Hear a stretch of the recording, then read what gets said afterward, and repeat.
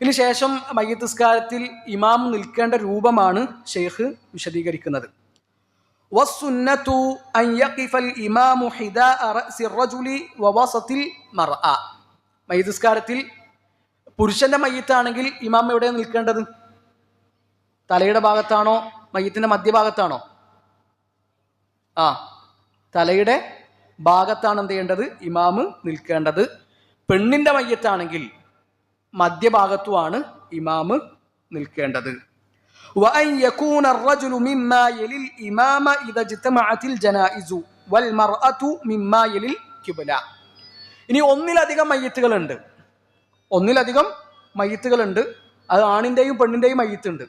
ഇപ്പോൾ ഉദാഹരണത്തിന് ഒരു നാട്ടിൽ ഒരു ആക്സിഡന്റ് നടന്നു.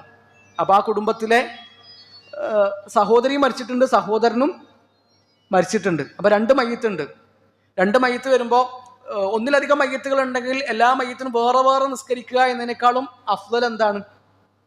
എല്ലാ മയ്യിത്തിനും കൂടി ഒറ്റ നിസ്കാരം നിർവഹിക്കുക എന്നുള്ളതാണ്. അതാണ് നബി സല്ലല്ലാഹു അലൈഹി വസല്ലമയുടെ സുന്നത്ത്. അപ്പൊ അങ്ങനെ ആണിന്റെയും പെണ്ണിന്റെയും മയ്യിത്തുണ്ട് എങ്കിൽ കിബിലക്ക് അടുത്തു വെക്കേണ്ടത് പെണ്ണിന്റെ മയ്യിത്താണ്. അതായത് ഇമാമിന് തൊട്ടു മുമ്പിൽ ആരുടെ മയ്യിത്ത് വരിക? ആണിന്റെ മയ്യിത്ത് വരിക. അതിന്റെ അപ്പുറത്ത് പെണ്ണിന്റെ മയ്യിത്ത്. അപ്പൊ ഇമാമിന്റെ അവിടെ നിന്ന് നോക്കുമ്പോൾ ആണിന്റെ മയ്യിത്താണ് മുമ്പിൽ, പെണ്ണിന്റെ മയ്യിത്ത് അതിന്റെ അപ്പുറത്ത്. കിബിലയെ നോക്കുമ്പോൾ പെണ്ണിന്റെ മയ്യിത്ത് ആദ്യം, ആണിന്റെ മയ്യിത്ത് ശേഷം. അങ്ങനെയാണ് അതിന്റെ ക്രമം. ആ രൂപത്തിലാണ് വേണ്ടത്. ഇവിടെ ഇമാമ് ആണിന്റെ മയ്യിത്താണെങ്കിൽ ഇമാമ് തലഭാഗത്ത് നിൽക്കണം. അതുപോലെ തന്നെ പെണ്ണിന്റെ മയ്യിത്താണെങ്കിൽ മധ്യഭാഗത്ത് നിൽക്കണം എന്നുള്ളതിനുള്ള ഒരു തെളിവാണ് അനസ് ഇബ്നു മാലിക് റളിയല്ലാഹു അൻഹു ഒരിക്കൽ ഒരു ജനാസക്ക് വേണ്ടി നിസ്കരിച്ചു.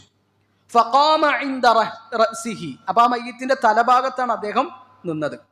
ആ മയ്യിത്ത് നിസ്കാരം കഴിഞ്ഞ് അടുത്ത മയ്യിത്ത് കൊണ്ടുവന്നു. അതൊരു പെണ്ണിന്റെ മയ്യിത്താണ്.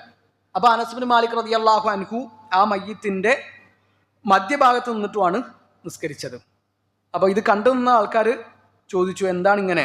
അലാ ഇബ്നു സിയാദ് അൽ അദവി റഹിമഹുല്ലാഹ് അദ്ദേഹം ഇങ്ങനെ രണ്ട് രൂപത്തിൽ നിസ്കരിക്കുന്ന കണ്ടപ്പോൾ ചോദിച്ചു, എന്താണ് ഇങ്ങനെ നിസ്കരിച്ചത്? അപ്പോൾ ഇങ്ങനെയാണോ നബി സല്ലല്ലാഹു അലൈഹി വസല്ലമ നിസ്കരിച്ചിരുന്നത് എന്ന് അദ്ദേഹം ചോദിക്കുന്നു. അനസ് ഇബ്നു മാലിക് റളിയല്ലാഹു അൻഹു പറയുന്നു, അത് അങ്ങനെയാണ് നബി സല്ലല്ലാഹു അലൈഹി വസല്ലമ നിസ്കരിച്ചിരുന്നത്. അപ്പോൾ ഒരു പെണ്ണിന്റെ മയ്യിത്താണെങ്കിൽ എവിടെ നിൽക്കണം?